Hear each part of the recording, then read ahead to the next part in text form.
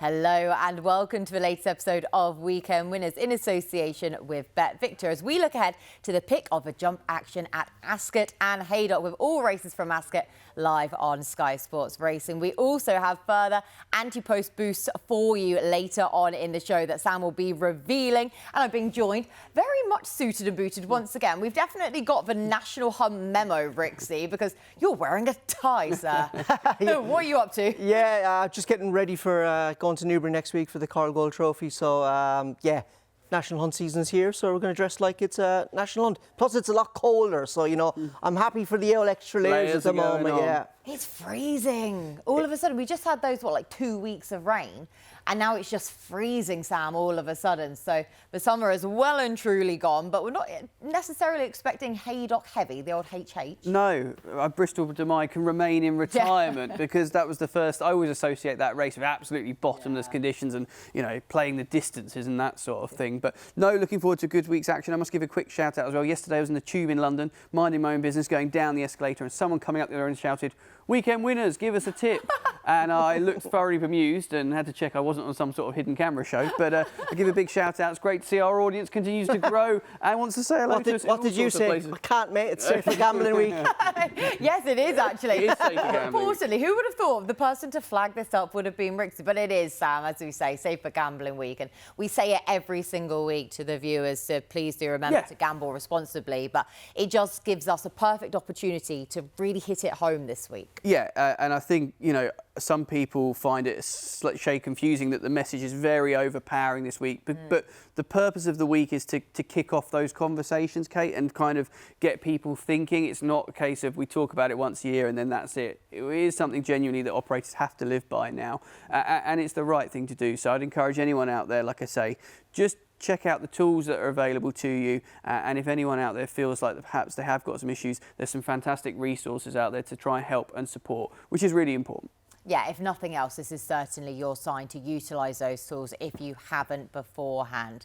Now we're going to get stuck into the racing, and our preview begins with the 1:30 at Ascot, the Grade 2 1965 chase, 4-year-olds and older over 2 mile 5. Of course, as I said at the top of the show, Ascot's races all live on Sky Sports Racing. Now, Pictori seeking a third success in this race for Paul Nicholls, who has won this contest 9 times, but it is Il Est Francais, Rixie, who heads the betting. Yeah, it is, and I can understand why, because it's a really good spot for him in terms of weights and measures. You know, I think he's the best horse, on peak form, he's the best horse in the field, and he gets weight from every single horse in this race. But I just can't warm to Il Est Francais, kind of 2 reasons. One is, you know, I'm not sure this is going to be his track. I think he's going to come up Swindly Bottom and maybe puke. He's going, hold on a minute, this should be flat. And it's not flat. Everyone thinks it's flat. Everyone thinks that Ascot's flat, and it's so undulating. Everyone who's ridden it will tell you that. And that's one of the concerns I have for him. Exactly. And the other concern I would be is obviously a horse who's got a history of bleeding. And horses who bleed, this colder weather can enhance that. So it's not really a good time for him at the moment with the weather, with the temperatures dropping. So I'm happy to take him on for all. I can understand why he's favourite. But, you know, again as well, another thing you point out is this maybe just a run to get him cherry ripe for the King George next month at his favourite track on ground that will be more suitable as well. So, look, I wanted to take him on. Pictori I love, but he's got a penalty. He's got to give way to a good few horses in here. And I think he had a tough race last time out. The time for that race at Wetherby the Charlie Hall was really, really quick. So I don't think he had an easy race there. And we know Paul Nicholls, he likes to roll the dice, going for the Trainers' Championship, every penny counts. Gidley Park I love, but he's a massive horse. You know, could he come on for the run? And his jumping is very good, to be fair to him, but he can be too brave. Yeah. And I just wonder, could those downhill fences be a little bit scary for Brian Carver, who's riding him? So we'll see. Marsachui, I think, is a flat track horse. And it all just came back to Django Bay for me. I think the race sets up really well for him. There's loads of pace on here. Il Est Francais will go forward. Pictori will go forward. And Gidley Park will go forward. Nico can just bide his time out the back. Loads of room to jump. And, you know, we shouldn't forget he's an Arkle winner. The Arkle is working out. 2 horses from that race, Lloyd de Sud and the Gavin Cromwell mares. Both of those have won already. He did well to win the Arkle. That's not his trip. I think coming up the stiff, swindly bottom will really suit this guy. And if he's fit and ready to go, I think he's the bet in the race. So, yeah, Django Bay having touched about on every single horse in the race. He's the bet for me. But it's kind of just by default, really, that you've come back around him. As much as you've made a very cogent case there, but it is almost striking the line through a few of these with potential frailty. So 3-1 second favourite, Django Bay. Really tricky race to weigh up, Sam, from a tactical perspective, from a form perspective, from just a general health, well-being perspective as well for this. Yeah, and I think that's probably from a bookmaking perspective why you'd be wanting to take on the favourite here. Declan's already outlined his potential frailties. Another angle to the race is the pace. Yes, we don't have that many runners, but I don't think he'll get it all his own way up front, which I think would make his life a bit harder. I'm very curious to see if they try anything slightly different with the favourite, but I think he kind of has that style going. His record fresh is reasonable as well. That's one thing I would say in his favour, but 15-8, I thought I'd leave that horse alone. Django Bay was slightly bigger. We wouldn't have taken tons of money at this stage on the market, but definitely a few shrewdies felt like. I think the 9-2 that was kicking around was just a little bit too big. Pick Dory, you don't need to wheel out the stat about the owners again, but I think I don't like him in a race of this nature. I think this is a strong renewal despite the trainer's fantastic record here. And I am going to chance Gidley Park here, Kate. A little bit bigger would have been nicer than that 70. That does feel a bit tight.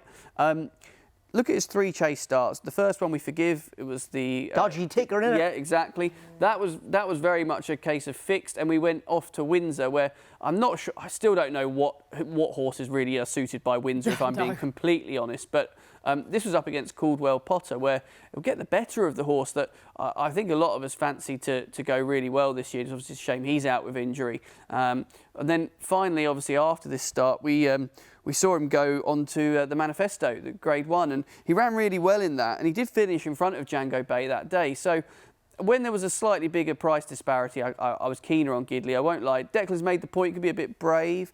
I think there'll be a bit of a pace to aim at here, which will put a premium on the jumping as well, even with the 5. So I hope he can be doing his best work late. But Harry Fry, this meeting, the 2 days, obviously we're kicking off Friday, he's got Idaho Sun. I think he's had 11 winners at this 2-day meeting. That's back of a fag packet maths, by the way. You might need to check the records a bit more carefully. But since 2015, he's had 11 winners at this meeting. Definitely seems to have a good record at this particular 2-day event. So I'd be certainly keeping an eye on all his runners. And Gidley Park, for me, was just maybe could be a bit of a fly in the ointment for those that are shorter in the betting. I'm interested to see how he settles, because he can be a little bit active and a little bit keen, and I think he settles better when he's allowed to stride on and go to the front and prick his ears, and I just wonder if they all take each other on, like I said, at the head of the market. It could be a little bit of a burn-up here, but Sam and I have gone for 2 separate horses. Are you going to make it a third one in a 5-runner race? I am. Yeah. And it's not the favourite, at least. Oh, so wow. There you go. I love Il Est Francais, and I just feel sorry for the horse and connections that he's got these bleeding issues, because it's so hard to get out of those. But that you make the very fair point there about the colder weather. It really doesn't help bleeders either. And Ascot, everyone thinks it's a flat track. And I just wonder that final incline, if that's going to stop him. And it's really tricky because, of course, he's now trained by Tom George, Noel George's father, who, of course, I rode out for a number of years. And he is fantastic with graded horses. We saw all of those really top notches of World's End and God's Zone and the like just a few years ago. However, with Tom's facilities, it's so hard to get a horse proper race hard fit. And they always take a run. He says it himself, they always need a run. Rather than Noel George's facilities in France, you could get a horse fit like that straight away. So I just wonder, with him having this break, whether or not he's actually going to be fit enough. But at the same time, because of his bleeding issues, you want him fresh. So he's a really tricky horse to get right. And at that price, I'm going to leave him to one side here. And I'm going to go with Pick Dory, who has just been my stalwart, hasn't he? In all of these races at Ascot, over 2 mile 5, this course and distance, he really is something else. Of course, we're looking back at this race last year. Now, this was a much lesser renewal than it is this time around. He is now a 10-year-old rising 11, but this course and distance is his playground. And with plenty of future targets for horses in here, this is his Gold Cup. Now, winning this race last year on his seasonal debut. So he's actually had a run this time around. But as I say, this wasn't a fantastic renewal for all. There were some likeable horses in there. But again, it was a small runner field. This is a lot stronger this time around. And you just hope that he will come on from his reappearance run in the process and come back to defend his crown over the same course and distance. Of course, he won the Grade 1 Ascot Chase that in February, facing a really good field that day. So I'm hoping the form will stack up. Pick Dorhe, bless him. If I get a bit of a drift, I'll be over the moon if people just think it's stronger and he's old. I think you will. I think you will. I think a couple of those prices look a bit tight, don't they? And I'm hoping Gidley Park will drift. If he gets to 92, it might be a filthy each-way bet to finish second. I know, I'm so concerned about the pace, though. I'm so concerned. So I think for Pick Dorhe, it's going to be a win or nothing for me, regardless of a drift anyway, about him in this one. So all taking on the favourite, but 3 different selections. You are very, very welcome. Right, on to a 240. Happy, safer gambling week. Exactly, there you go. Yeah, we're just spreading it across, are we? Goodness knows. The Grade 2 Ascot Hurdle up next comes up at 240. 4-year-olds and over to mile 3. And Woohoo, who receives a weight from the whole field here, is heading the market for Gordon Elliott here, Rixie. Yeah, I can make the exact same case in terms of weights and measures that we just said about Il Est Francais, except this mare has got very few chinks in her armour. You know, I think she was unbeaten in her first 7 starts over hurdle for Gordon Elliott. The one time she's been beaten, she went to the entry hurdle at Aintree, obviously last spring, and was beaten by Lossiemouth the day Constitution Hill came down. But look, she's just a really likeable, straightforward mare. She's a lovely big mare, only a 5-year-old, going to be 6 turn the new year. I think there's more to come from her. You can see there the size of her, but while she is quite big, you know, I think her jumping is really good. She can get in tight when she needs to. She can be good with her feet, but she's also got scope. As you can see there, shifted her feet lovely going into the last, and she's you know, for a big mare, she's clever. She's straightforward, she's honest, she's progressive, and it's brilliant. Gordon Elliott's bringing her over here for a race in the UK that we get to see her here. So yeah, it's going to be would do for me. Interested to see how she goes in the market, because I think if the vibes about her are positive in terms of, you know, she's going well at home, she's travelled over well, and you know, as we've seen time and time again, she's travelled over to the UK and operated well. I could see her going off a little bit of a shades of odds on, because she's getting weight from every single horse in this field. She's getting as much as 13 pounds from the likes of Crambo in here. You know, Potter's Charm, I think, for me, is really short. I don't see anything in his form that should make him that short. Celtic Dino, for all his form, is working out. He's a handicapper. The same with Altabelli. This is a really good spot for Woohoo. So let's hope I'll be saying woohoo as she crosses the line in front on Saturday. Yeah, the case is there, isn't it, Sam, that 5 to 4 is actually a very fair price. I was sort of surprised about that. I know that this is a really good renewal, and as Deck said there, when you've got the form of Celtic Dino being franked so well by Alexi last week in the Great Wood Hurdle, you can understand different sort of cases about few of these, but realistically, giving weight to such a talented filly who's taken her form to another level, is 5 to 4 not very fair? Yeah, I kind of was having this thought with myself driving in that I could see this easily being an odds-on shot. Yeah. I guess it's great placement, isn't it? And that's the other thing. And I kind of thought to myself, wonder why there's no... You just have to shows you where the best mares tend to be at the moment, which is in Ireland, and that's why Gordon Elliott's found this opportunity. And, you know, Potter's Charm off the back of a fall. Celtic Dino missed last week's engagement to potentially come here, so we'll at least get ground that'll be more suitable, but 6 to 1 doesn't really do it for me. I know producer Ben was desperate for me to make a case for Crambo, but I am off that train. For all Ascot is certainly his track, I would be concerned at the trip. I think this could be a bit of a warm-up to come back in December. So, yeah, I unoriginal, but I'm with Would-do as well, and I just think she'll get the job done. And, again, reward good placement. I think it's pretty hard to knock against her. I think, as Declan said, the market will tell all. If there's been any concerns about, you know, preparations or anything, you may see a bit of a drift, and that would be telling. But it's hard. You know, bomb-proof is not a word I like to throw around, but realistically, having previously done exertions and trips over to the UK and run really well and winning in the process, you'd like to think that won't be an issue. I think it's interesting they're coming here because they mooted, I think, in the stable tours on attheraces.com earlier in the season. They were going to maybe look at the Hatton's Grace. And obviously we've seen with the Decks in Punchestown this weekend, Lossiemouth is not going to go for the Hatton's Grace, and they've still decided to come here. So I think it's a beautiful spot for her. But Are you going to join us? I am. Yeah, I know. It's Lethal Levi all over again, Isn't guys. it Yeah, just- first time since that horse kept getting agreed on. I know, yeah, exactly. Our unofficial sponsor, yeah. But I'd gladly have Woodhoo, though, as our sponsor, with us all agreeing with her here. And that's it. The only question she's really got to answer is the fact that she's coming to Ascot. But she's proven that she can travel. She proved that in her juvenile days. Yeah. And unlike a lot of juveniles, she's actually been able to take the form forwards. We saw the gamble that was landed in the Martin Pipe on her last year at the festival. And she just looks to have still so much more to come, given her size, her scope, how genuine she is, how clever she is with her feet at her obstacles. And then you talk about the Welsh champion hurdle form, and with Celtic Dino here, who I would have been with in the Greatwood Gold Cup. I've got to stop calling it that. That's offense. Greatwood Hurdle last weekend. But even with the Welsh champion hurdle form getting its form boost, is that in comparison to Grade 1 Aintree hurdle form? Does it really compare? Giving her weight as well. Yeah, exactly. And giving her weight then as well. So the three of us then with Woodhoo. And again, as I was saying previously, I just think that 5-4 is a very fair price about this favourite. So hopefully she goes in. Do let us know your own selection. So if you are taking her on or if you are with her in the comments section below. Up to Haydock now for the 225. Sayers Handicap Hurdle, Premier Handicap, 4-year odds and over 3 miles. So £100,000 handicap hurdle that we're being served up here. Now, Marchand 2 is heading the way for Emma Lavelle, who landed this with Paisley Park in 2018, Sam. Yeah, great race. This used to be the fixed brush, didn't it? And I kind of missed that. Bring back the fixed brush. I'm not a fixed brush fan. Okay, well, I never had to school over them, so I always like the unique appeal of it. But anyway, we've still got a competitive race, which is the good news from a betting perspective.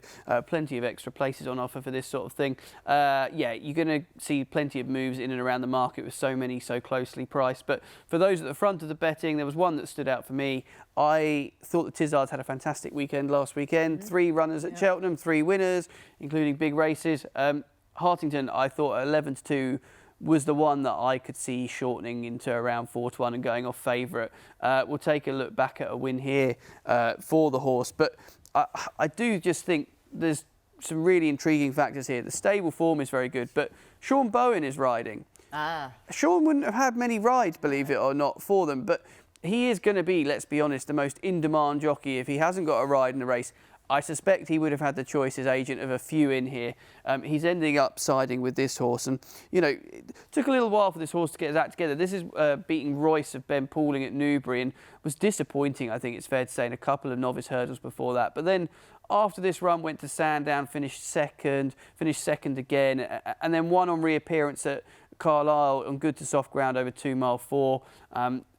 A very unexposed profile, which is kind of what I always fall for a little bit here. I'm a bit of a sucker for that. But I could see, of those that have sort of head of the betting, if we're looking for one to go clear favourite, the Bowen factor could play a part. The Tizzard's in good form. There's a lot to like. And I think the track will certainly play to the horse's strength as well. So Hartington, for me. 11-2. Interesting you mentioned Brendan Powell there. The Tizzards are flying. Wonder was it a tough choice for Brendan where to go this weekend because he's going to go to Ascot. So a lovely spare for Sean Bowen to pick up. Yeah, doesn't need him, does he? He doesn't exactly need him, no, but he's going well, isn't he? All the meant to be picking up a spare. Like it seems so bizarre that he shouldn't just naturally have, a ride in the race anyway. But I mean, you're going to get him, aren't you, if you can possibly get Sean Bowen on your horse. An 11-2 shot for Hartington. Now, of course, not to sound the trumpet, the after-time clang a year on, but of course, Trends did find me the winner of this race last year with Shoot First, who I'm not sticking loyal with, despite him being a 10-1 shot, because we have no room for sentiment when it comes to Trends. And it's found me 2 horses in here. Now, the other one, I'm going to say for later on in the show because it's a bigger price, because the Trends actually landed me on the favourite. First and foremost, Marchand 2 in here. Now, the interesting parts, you look back at these Trends, ideally you want an 8-year-old rated between 144, 147 or 135 to 139. But a claimer on board is really, really pivotal. Now, I don't have a claimer on board Marchand 2 in this one, so I'm going to save the claiming angle for later on in the show. However, Marchand 2 is sticking a whole load of other boxes. Now, we're looking back at him when he won at Windsor on the 15th of December last year, his third start of last year in a novice hurdle over 2 mile 4. Now, Excello, who's a 1-2 favourite, finished back in second on this occasion. Now, Excello probably wasn't at his best in this, but I love the way that Marchantou pressed on 2 out and despite looking in a little bit of trouble. But it was a pretty cosy win, just being nursed into the bridle to go and clear away. So, and if that had been a handicap, that Excello would have been getting £11 from Marchantou if that had been a handicap. So really, it was a very smart performance. And again, he's only got on from then. We spoke about Paisley Park and the angle with him in this race and what he went on to do. Marchantou, I wouldn't be surprised if he was able to follow something similar. Maybe not the ability of good old Paisley, because he was a top notcher. But at 9-2, though, I still think Marchantou. He's actually similar to Plays. He's a little bit behind the bridle like him as well. He's a little bit lazy. I did wonder, like Harry Cobden not riding him, I thought was a little bit of a negative, just because he is lazy, and Harry rides with that long leg, and he can squeeze him up nicely. You know, Ben Jones, I think, is going to ride him here. Ben's obviously a class rider and going really well, but he's a different style to Harry, doesn't he? He rides a bit shorter, so just wonder, could that be a negative? The other thing as well, like I said it in last week's show, because I put up a long shot of Emma Lavelles, she had a really good October. Quick purple patch. Yeah, and then it seems to like falling off a cliff within 3 or 4 weeks. Like I don't know if there's anything to read into that, but just thought I'd mention it because you know this month so far hasn't gone as well, anywhere near as well as October has. Who are you with? Marchantou was on the list. I thought you were going to go with him. Yeah, he was on the list, but I'm going to go with a horse who's got form in behind him, and that is Electric Mason, who's not even on the graphic there, in the bar, which we always like on this show. Look, he was well beaten by Marchantou at Cheltenham last time out. He was beaten 2 3/4 lengths, but he's £8 better off for that distance beaten. And you know, as a man says, you do the maths. Theoretically, he can reverse the form, especially with Freddie Gordon taking the £3 off. But look, this was him last season. He bumped into the new lion twice, once in a novice here at Newbury and then once in the Challow as well, and he was no match for him either time, but that form looks decent now. But and then after this, I think he went on, he won at odds on, I think, at Fontwell, and his form seemed to tail off into the spring. But he bounced back, like I said, in that run last time out at Cheltenham behind Marchantou. That was a career best for me, going up to 3 miles. I thought he stayed the trip really well, and maybe the race didn't work out perfectly for him and Rex Dingle. He was in front 4 out, a long way from home, and you know they did go a good gallop that day, and I just thought maybe if the race falls a little bit different for him, maybe Freddie Gordon can take a little bit of a lead for longer. That might suit.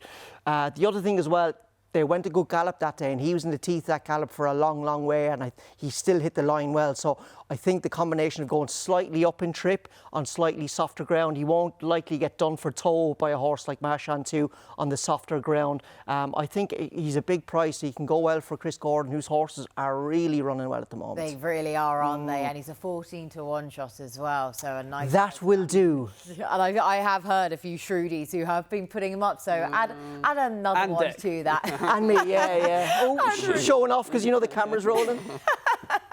Thank goodness they are. Right, we move on to the 3 o'clock at Haydock. This is the Grade 1 Betfair Chase for the 5-year-olds and older. Over 3 mile 1.5 furlong. So, of course, the feature race. And we have 11-year-old Royal Pagaille, who has won the last 2 runnings, back again. He beat Grey Dawning in this race last year. However, it is Grey Dawning who currently heads away as the 6-5 favourite. So I'm actually going to kick us off because I am with the aforementioned Grey Dawning, who, of course, I sided with in this race last year, coming off second best to Royal Pagaille. But the ground was a lot softer than it's going to be on Saturday. Really hard work. And, of course, he just wasn't fluent down the home straight there, which did just ultimately cost him. And that reappearance run, unfortunately, it just looked as though it derailed his season thereafter, which was so frustrating because he's such an admirable horse and the connections have done a fantastic job with him. But just how hard I think that race was, it took it out of him. So he didn't run his race in the King George thereafter. Then, of course, he was put away, came back to Kelso to win a very winnable listed contest just as a confidence booster. But of course, he had been cited as a Gold Cup contender, but then they skipped that, headed to Aintree, and he probably ran to form behind Gaelic Warrior, who's been touted himself. Yeah. Who's been touted himself as a Gold Cup horse for this year. So back on track this season, plenty more to come. They won't be missing with this reappearance now an 8-year-old, so should be bigger, stronger and better. I hope, Sam. So I thought 6 to 5 is probably about right. Yeah, it's an interesting renewal. From a betting perspective, I think it's good. From a quality, I'm not quite sure it's a Quarto Star era renewal of the race. But that's where we are. That's an understatement. Yeah. I was trying to be polite. But, Kate, you hit on a really good point. Obviously, last year's 1-2 reopposing. I would definitely be keen to take on Royal Pagaille this time around at 5 to 1. The ground is just not going to be soft enough to be seen at its best. And I would like to think that Grey Dawning can get the job done. And I kind of think this is the Skelton juggernaut really feels like it's churning now. And, you know, we touch on the title race, don't we? I think he's well ahead of where he needs to be winning it, and Grey Dawning will help contribute to that total at 6 to 5 because I just think he's the best horse in here. Hoyte-Calors, I'm curious that they may come here, obviously, instead of going to next weekend, because I was pretty impressed with. I was at Newbury when he won over Hurdles the other day, and you know. Probably got him cherry ripe for this, but with the gap, I did just wonder maybe they might want slightly longer, the extra week. It would have been so tempting. Really great horse as well. Like, you know, take nothing away. It's a good job Rebecca Curtis is running here because otherwise we'd be down to the 4. But Grey Dawning for me at 6 to 5. Anything against odds against, I think it's a fair bet. Stella Story I thought was interesting at double digits, but will need to step forward. It is seasonal reappearance, and I've never been able to quite warm to handstands, but. I wonder if Declan Rix has warmed to handstands. Your horse to follow for the season? He is, yeah, my horse to follow. And I was over at the Breeders' Cup when he ran to Carlisle. I didn't even know he ran because I was on the beer for a week straight. So I was catching up with loads of form. I was like, I can't believe he's been beaten by Resplendent Grey over 2.5 miles. Yeah. And look, to be fair to Sam and maybe a lot of the viewers as well, if you wanted to take a dim view on that run, look, I think that's perfectly fair. You know, if we're talking about a horse who's potentially got the potential to step into the Gold Cup picture, you're hoping that he could. He should be beating a Bet365 winner over 2.5 miles at Carlisle. But look, I thought that day there was 2 things. I thought he was rusty, and the other thing as well, I thought he was crying out for a lead. He just looked like he was dossing and taking the mick a little bit with Ben Jones. You know, his ears were pricked. He looked in great order with himself. But I just think he was crying out for lead, and he's absolutely going to get that here, isn't he? Royal Pagaille will probably go forward, and Hoyte-Calors, given he's got form over further, he will go forward. This is him last year at Fosslas, actually winning the rearranged Cheltenham Novices Chase, beating Lord of Thunder, who subsequently went on to win. And I remember after this day, I think, look, he's a nice horse. I like him, but what are they doing running him in the Scilly Isles? I didn't think he was a Grade 1 horse. And he made me eat my words in no uncertain terms because he obviously beat the subsequent Arkle winner in Django Bay that day. And I just think he's the type of horse that he's a little bit unassuming. I think the better the horse you put him up against, the better he'll perform. And now he's had a run, I'm hoping that he will come to the 4. And look, I think Grey Dawning will be probably ready for his life for this race because he's a horse who jumps left a lot. The King George obviously going right-handed didn't suit him last year on top of that hard race. So I suspect he will be really ready for this. But, you know, he didn't exactly get home well last year. And I know they had lots of rain and... Different ground. It's going to be different ground. Don't worry. Yeah. Don't listen to him. Exactly. So, you know, Hoyte-Calors second favourite, but... I don't want to be too negative in this horse because I like him. He's a novice who won the Irish Grand National and he's a really straightforward, good, solid jumping horse. But look, lads, he won an Irish National off 141. He beat a 13-year-old in the Warrior any second now. You know, he's priced up like he's got proper graded form, and I don't think he has. Handstands on the other side of things has beaten a subsequent Arkle winner. Royal Pagaille is going on 11 now, and he really lost his form in the second half of last season. Probably not going to get his ground, and I just think Handstands is a sporting bet at the prices against Grey Dawning. But the big play here, lads, Handstands without Grey Dawning. Oh, of course. That is the bet. So hold on now. Hold on now. I'm trying to be a team player here. So if Grey Dawning wins for the two of you and I finish second, everybody's a winner. So yeah, apologise for your groaning and your moaning. Have we priced up the market for you? Of course you have. It's 3 to 1, baby. There we go. And he's got the price ready to go as well. So he's picking up BetVictor's extra markets and everything there. So well done, Rix. You brought that back around again. Sorry for our cynicism and rolling of our eyes there. No. You're forgiven, lads. We wish you every bit of luck to come second Yes. behind Morning is what we really mean. But really, really intriguing. For all that we've got a small run afield, really intriguing Betfair Chase. So do let us know in the comments section below who you are siding with. And also, whilst you're there, hit the like and the subscribe button as well as the bell notification button so you never miss an episode. Right, the Antipost boosts are back though, and they are back better than ever, Sam. So who are we boosting this week? Yes, well, last week was My Daddy Paddy. That was popular. This week, I said to the traders, I said, we've had 3 really impressive novice chase debutants. Yeah. Who do we boost? And we sort of went back and forward. They wanted Lulamba because they felt that was the least impressive debut of the 3. Yeah. I wanted Kopek Des Bordes, and I got my way, Kate. Kopek Des Bordes, I thought we saw a really good... Like, if you were to try and mark this out of 10, for me, it was a solid 9.5. There was very little that the horse had done wrong. Really, really enjoyed watching him. He's obviously going to be a massive talking point, and I think he's in our top 3 worst results Antipost for the Arkle, already in comparison to him. It's amazing how popular the Cheltenham markets still are, even though we're at this early stage, and people want to try and snag the value. All I can do is get you the boost to go to the top price in the market, which we're going to 9 to 4. So that's what you can get, 9 to 4, and I'm really looking forward to seeing just how many people want to get stuck in, Kate. I'll tell you what, now I need to go back and have another look at his jumping again closer, but the way he picked up when Paul gave him a proper squeeze was really impressive. The engine is still intact, isn't it? And to be fair to him, it did look like he jumped quite well as well. Yeah, I mean, listen, there were 3 chase debutants this week, and I must say... Final Demand is the 3rd. Yeah, I thought Final Demand was pretty impressive, but I sensed that I had to compromise somewhere. So Kopek Des Bordes was the boost. Like I say, I hope people enjoy it, and if they want to get stuck in, like I say. And to get involved, Kate, you need to use the special link. So you can either scan the QR code, you can either go, if you're watching this on YouTube, just scroll down into the description. If you're watching this on social media, the link should be in and around the clip to take you to the website.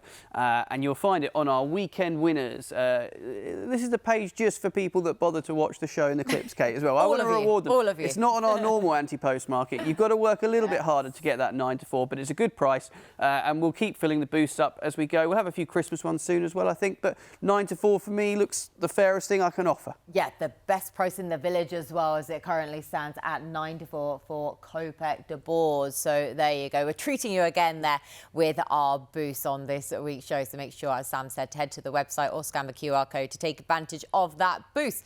Right, though, more immediately, our best bets of this weekend. So, Rixie, do you want to take it away? Yes, and the 3 horses I'm going to put up, we've discussed. Now, sometimes when we do the show, you know, the race that we pick out, they're not always massive betting races for me. But I think this week I do like the shape of them, so I'm going to stick with them. So no excuses this week, although if they lose, I'll obviously find something wrong with it.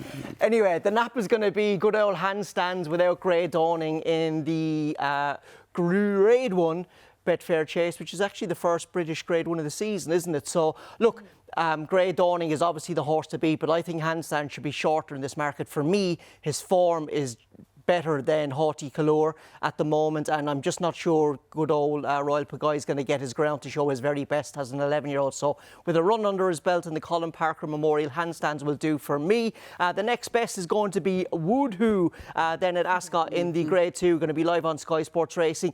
Looking forward to seeing her because I'm going to go to Ascot tomorrow. I think if the vibes about her are good, look, given she's getting weight from the entire field here, I could see her going off maybe 10 to 11 here and hopefully bolting up for the Gordon Elliott team with Danny Gilligan doing the steering. And then we're going to rock on to Haydock for the for the long shot. It's going to be Electric Mason. Look, I liked Mashan too in that race, and given he's got form with the favourite, he's now £8 better off for 2 3/4 lengths. That was a career best last time out for the Gordon team, who were going really well at the moment. The other thing as well, I don't see an awful lot of pace in that race. Freddie Gordon couldn't potentially get a nice easy lead or at least be in the right place in that race. So yeah, those 3 will do for me, and I'm hoping for a good week and what is a great weekend of racing. And we've managed to avoid singing there either. After 2 of those horses you put up, and you've tempted Sam and I into singing there on both of those. But Sam, we have resisted. Who are your best bets? We have. It's all well and good, Dec and me and you, like he would do, pointing out how much weight she's getting. But unfortunately, she's going to carry another mythical penalty because she's going to be my nap. So that's a £7 penalty straight away she's going to have to handle with. I think Dex made some great points in his next best about her. We know her quality is there for all to see. And for me, I just don't feel there's a lot else in the field jumping out at me to make a case for. So why am I not going to nap her when I think she should be shorter? And 5-4 looks a really fair price. That kind of sums up, I think, why I think that horse is the one to be with as my nap. My next best, I sort of went round the houses a bit, but I came back to Harrington. I think the Tizard form is Hartington, I should say. I've come back around because Sean Bowen being booked is a plus. The form is a plus. The horse looks unexposed, and I think going further in trip definitely should suit. So I'll put that up. And in the same race, I'm going to do that naughty thing that sometimes we do. I was struggling to find a long shot this week, but there's a horse, the Double Green have got 2 runners in this race, and I Love My Bay is quite a weirdly named horse, I must say. I'm sure They've someone... got lots of bays. They have, yeah. Anyway, like I say, talking about the horse itself, has gone to Haydock before and finished 3rd, has travelled over to the UK and actually won a race, I should say, that BetVictor sponsored at Newbury. And I remember talking to connections afterwards, and you know, they seem to like the horse and maybe just could be quite well treated. A bit disappointing last time out when pulling up. I think that was at Kilbeggan, but the ground will suit as well. And I thought it was interesting. JJ Slevin had the choice between the 2 of those, and he opts for this one. So 33-1 looked a little bit of an each-way play, but Hartington will be my main selection. Oh, I do it all the time. I know. You can get away with it, Kate, for some reason. Maybe it's working for the bookmakers. I can't. No, I do it all the time with my long shot and like my nap or next best in the same race. But would who, though? An extra penalty with me as well. Exactly, just adding to it. I mean, she's got to be the nap when she's odds against, no? At 5-4, if she goes off even money odds on, I won't be surprised whatsoever, given the fact that she's getting all of the way from her inferior rivals on ratings, her with more scope. She's already proven she can travel. Her form stacks up way better than even the Welsh champion hurdle form, which of course got that timely form boost with the Greatwood Hurdle last weekend. However, for all that I love Celtic Dino, Wood Who is just a different level altogether. So if she's on song, she should be winning that, and we're getting 5-4. Now, my next best bet, the Enigma, not quite straightforward. Good old Teddy Blue, here he is at 4-1 in a 2.5 miles furlong handicap chase. Now, he is the trend source for this race. We're not going to go through all of the trends that you want for this, but the one that really stands out is the course and distance Premier Handicap Chase win last time out. The last 2 winners of this race won the same course and distance Premier Handicap Chase on their most recent start. That was won by Teddy Blue this year. So he's bidding to make it a hat-trick of wins in that race, followed by this one on Saturday, and I think he's handicapped well enough to do so. And Joyeux Machin, 10-1. I know it's a bit of a cheeky long shot, but again, I ran the trends earlier on, if you remembered, for the Stayers Premier Handicap Hurdle, where my main selection is Machin 2. But I teed it up earlier on that the all-important claiming angle for this race comes to the fore with Joyeux Machin. Either a £5 or a £7 claim is really what you want on your horse in this race. So I'm hoping that he will be able to take advantage of that with Harry Atkins booked to ride. He's had a wind up since we last saw him, running well enough despite the form figure probably not being there in the Silver Trophy Handicap Hurdle at Chepstow. Down £1, looks ready to fire. 10-1 is getting a bit skinny. He was second on my list, and I nearly put him up. What put me off was the wind up in between that run last time out, because I thought he ran perfectly fine. But that run at Uttoxeter last year, where he was just chin late by Red Risk, I think Harry Skelton probably kicked a little bit too soon. But he's a really nice. I like this guy, and I think with Harry Atkins taking 7 off his back, he's a big player. But interesting then, given that's the case, that Harry is riding another one in the race, and we saw how that worked out. We saw how that worked out in the Paddy Power last weekend. So they just don't get it wrong, do they? Even with us disagreeing, good old panic attack. They just don't, do they? But the claiming angle at least comes to the fore, though, in this race. 4 of the last 5 have either had a £5 or a £7 claimer. But the claimer we want is Freddie Gordon. There you go, then. Exactly. You've also got that angle, then. Looking forward to that. But that is everything on this week's show. So big thank you to you for watching. Big thank you to the lads, as always, for all of their hard work. Best of luck with your bets this weekend. We'll be back next week for all of the news. It's Newbury and Newcastle.